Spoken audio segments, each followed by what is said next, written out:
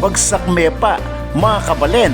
13-0 mga idol. Yes, ika-13 panalo na para sa team ng Pampanga Giant Lanterns AMG3 Construction. Pinabagsak po natin ang team ng Pasig sa mismong home court natin. Kaya mga kabalen, pabagsak taning highlights, Pampanga Giant Lanterns versus Team Pasig Bagsak Mepa, mga kabalen. The passion and love for the game of basketball, it never wavered. Now, Allen Liwag and John Lloyd Clemente. The interesting start for Pasig City as the opening minutes versus Bacoor. That's correct. Now he has really been inserted into that starting unit for his defensive prowess in the league. 58 rebounds per game. Jason Apolonio, that's a good feed by Balti. Go to Louis Sangalang, one-hander, no good. Battle inside. As you can see now, there's an opponent. Dominating Ballesteros on the glass. Look at that. I think that's his third or fourth offensive rebound of this. All of them above 6 feet. This guy is holding on to the banner. Rebounding. In fact, against Sarangani, that was their problem in the first half. Sinabayan nila yung pagtira sa shifted back to them. It was in the effect of them going into the paint, hitting. Move of the game in partnership with Oki Bet. Together we win. Balti Baltazar going to Archie Concepcion for that easy layup. Right, rebound. Balti, turn around. Too strong. Sangalang, another board. Especially in the wing area, as we look at this previous play, that was the offensive rebound collared by Louis Sangalang and the easy finish with a strong hand. Their worth in the lineup. Lahat magtatrabaho. Now let's see how they do that tonight. Back to you guys. That is such side John Lloyd Clemente and Raymond Binuya. One might argue the fans were cheering for JLC. Niya sa Pampanga, magpa-watch party rin sila sa labas kasi alam niya maraming hindi makakapasok. That's right. Minutes in the opening quarter. JLC escaping the D, and there's the layup. Take a look at that move. The crossover down the middle, lefty layup. Welcome home, Mr. John Lloyd Clemente, who celebrates. Three-pointer for Balti. Too strong. Rebound, Raymond Binuya.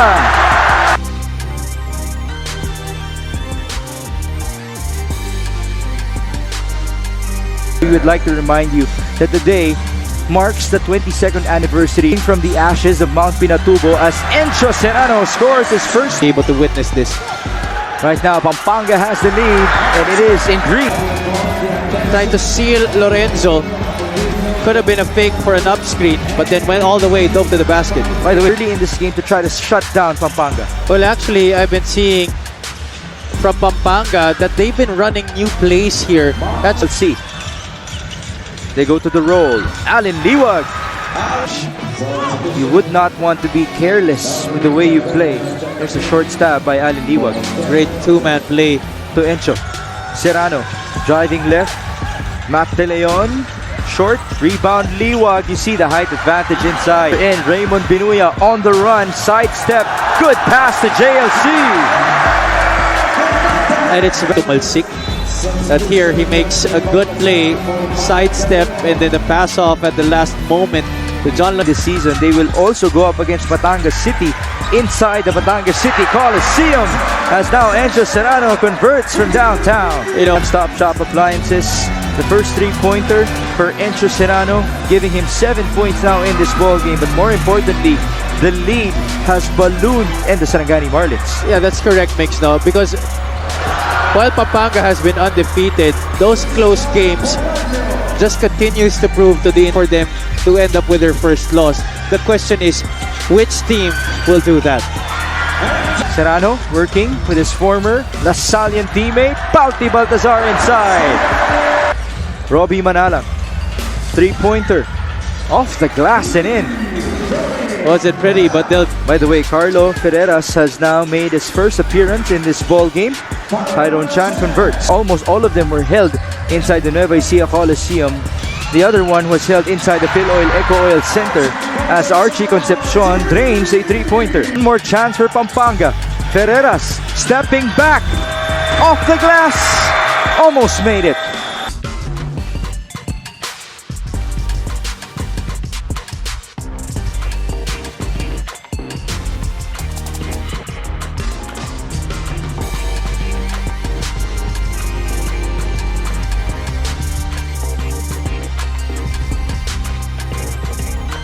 for the defense to get attracted to your ball and get points para kay Jason Ballesteros. That's gonna open up the lanes more para sa Pasig City.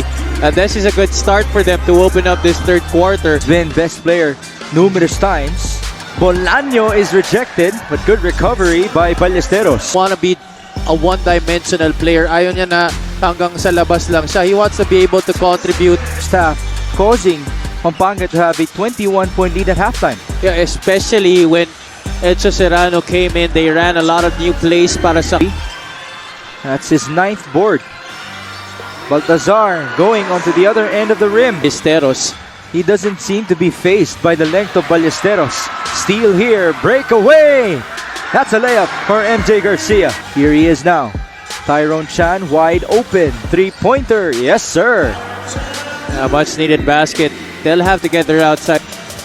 And here comes Binuya. Raymond Binuya down the middle all the way for two. Kay Raymond Binuya. Oh, you can never count out the ferocity of Raymond Binuya. Now it's a steal for Encho. Drive and spin. Basket and one. You gotta be smart about gambling. We bring you this epic move of the game in partnership with OKBet. Together we win. We talked about the strength, the upper body strength of Encho Serrano. Raymond Binuya. Pick and roll. Liwag with the spin. That looked like a big boy move. Baseline inbound. Reverse for JLC. Ito si Jason Apolonio. And there might actually be a new big three in town for Pampanga. He takes the new additions. I'm sure he's happy with it, definitely. Ooh, steal here for Encho Serrano. Breakaway slam! 66-45, 32 seconds in the third. Kenny Rocakurva off the glass. Alvin by Chong, forward pass. John Corpus. Referees will have to review that. The switch out on the guards of Pasig City, making it hard for them. That's not gonna count. Obviously, still.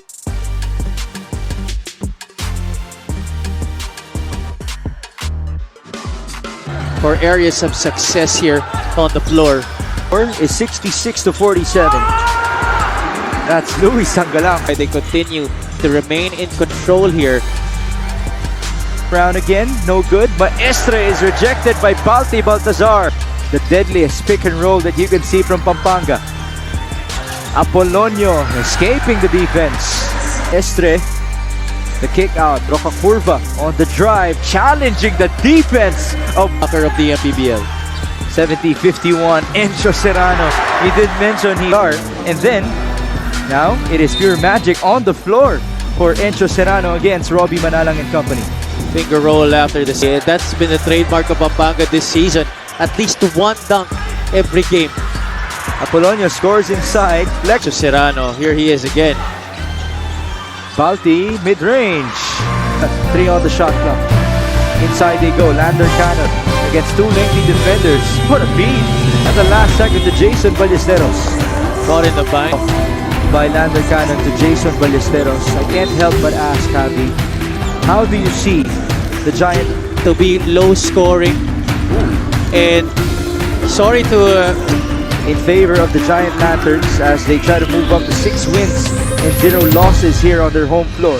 MJ Garcia. the matchup that I'm anticipating will happen is Michael Wico going up against Encho Serrano. Alam naman natin that Wico, he doesn't mince words. He's very straightforward. He says whatever he means. And when you say that about the team, Bit of a scare here in Pampanga as Ryan Costello converts from downtown. He did mention that in order for Pasig to win games, they have to connect with the ability to attack, as I've mentioned, and also the ability to play the passing lanes and defend well. By the way, as much as we are enjoying this with Matt De Leon who stops the kick out. Concepcion, that might be the dagger.